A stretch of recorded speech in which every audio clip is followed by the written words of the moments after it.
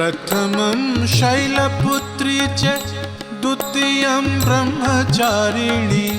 प्रथमं शैलपुत्री च द्वितीयं ब्रह्मचारिणी। तृतीयं चन्द्रघण्टेति कुष्माण्डेति चतुर्थकम्। तृतीयं चन्द्रघण्टेति कुष्माण्डेति चतुर्थकम्। पंचमं स्कन्दमातेति षष्ठं कात्यायनीति च। पंचमं स्कन्दमातेति षष्ठं कात्यायनीति च। सप्तमं कालरात्रिश्च महागौरीति चाष्टमं।